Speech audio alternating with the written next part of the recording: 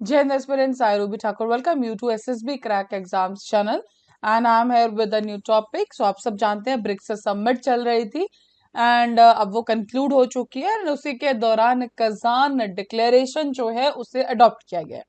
तो चलिए जानेंगे आज के पूरे वीडियो लेक्चर में कि कजान डिक्लेरेशन के अंदर ऐसे कौन कौन से की पॉइंट्स है जिनके बारे में बात की गई है। सो 16th ब्रिक्स समिट थी डन, उसको अडॉप्ट उसी के जो एक रिजल्ट आप कह सकते हैं सामने आया है कजान डिक्लेरेशन एंड बहुत अलग अलग फील्ड्स के अंदर ग्लोबल इश्यूज के अंदर जो है इसके अंदर स्टैंड लिया गया है। तो चलिए स्टार्ट करते हैं। सबसे पहले बात करते हैं कजान डिक्लेरेशन के अंदर जियोपॉलिटिकल कंसर्न्स के रिलेटेड क्या बात हुई है।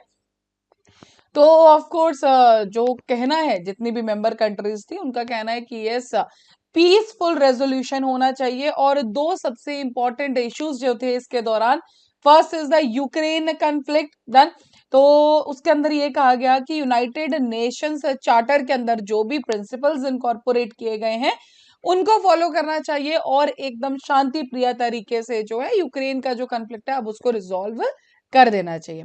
और जो दूसरा क्राइसिस है वो है मिडल ईस्ट क्राइसिस और उसी के अंदर कहा गया कि जो सर्दर्न लेबनन के अंदर जो आप जानते हैं अटैक्स किए गए डन, जो सिविलियन इंफ्रास्ट्रक्चर है, ठीक है, इसराइल ने जब अटैक किया लेबनान के अंदर एंड जो सब कुछ लॉस हुआ पर्टिकुलरली रेजिडेंशियल एरियाज इन सब के लिए, तो यस उसका कहा जा रहा है कि उसे इमिडिएटली रोक दिया जाए।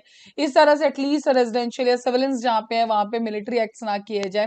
तो इन शॉर्ट जियोपॉलिटिकल कंसर्न्स के ऊपर जो ब्रिक्स का स्टैंड है that is related to what की शांति प्रिय तरीके से यूनाइटेड नेशन का जो चार्टर है उसको फॉलो करते हुए, उनके प्रिंसिपल्स को फॉलो करते हुए सब चीजों को एकदम शांति से खत्म कर दिया जाए। Now next is the global governance and the multilateralism and उसके अंदर सबसे पहले बात की जाएगी फाइनेंशियल आर्किटेक्चर रिफॉर्म के ऊपर।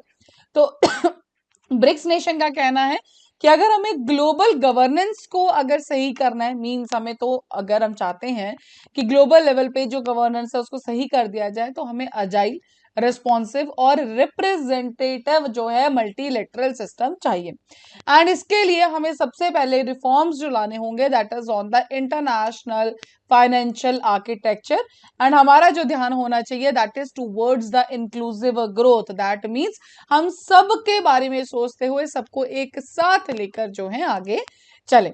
फाइनेंशियल इनोवेशन एंड यस यहाँ पे जो कहा गया है मेंबर कंट्रीज द्वारा कि डिक्लेरेशन के अंदर we welcome the BRICS interbank cooperation mechanism ताकि एक अच्छी फाइनेंशियल प्रैक्टिसेस जो हैं हमें देखने को मिले। सेकेंड जो इसमें बात की गई है that is on the IMF international monetary fund.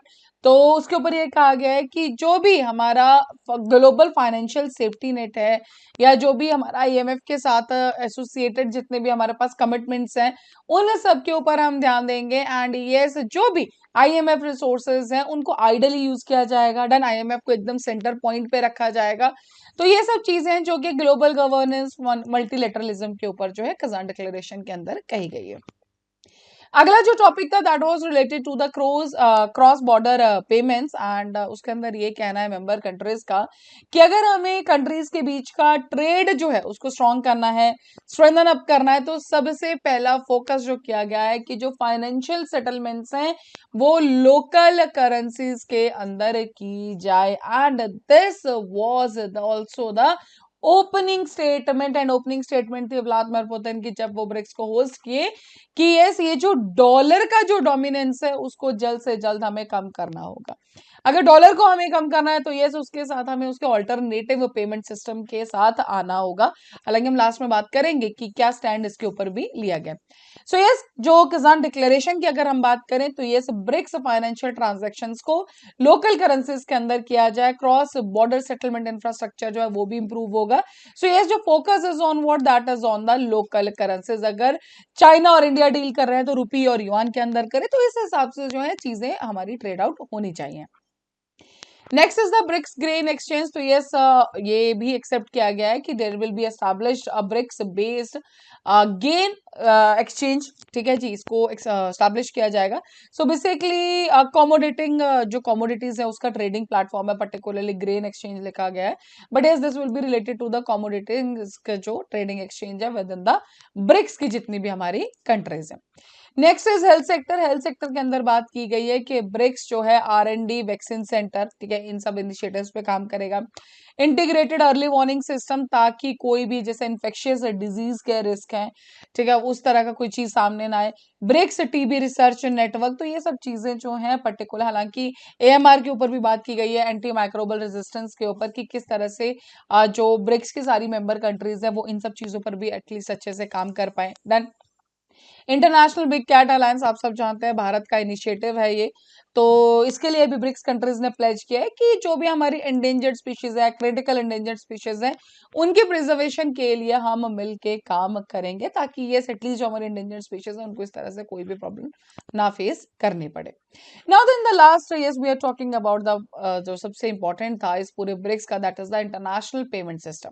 तो जैसे कि मैंने आपको बताया, व्लादिमीर पुतिन ने जैसे ही जब होस्ट करना स्टार्ट किया था उनके एड्रेस के अंदर, so is the first thing he talked about is the alternative international payment system, जो यूएस का जो डॉलर है, ठीक है, उसको जो डोमिनेंस है उसे प्रोटेक्ट किया जा सके।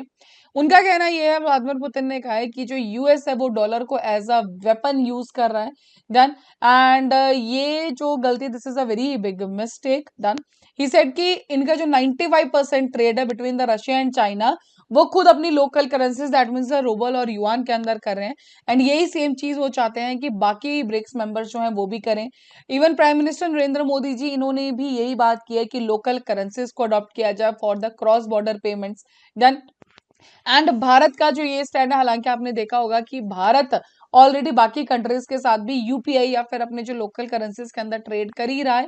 एंड ये उनका जो स्टेप है, that is for internationalising the rupee, correct. और जो dependency on the foreign currencies, and most prominently we are talking about the US dollar only, तो उसको भी जो है रिड्यूस किया जा सकता है।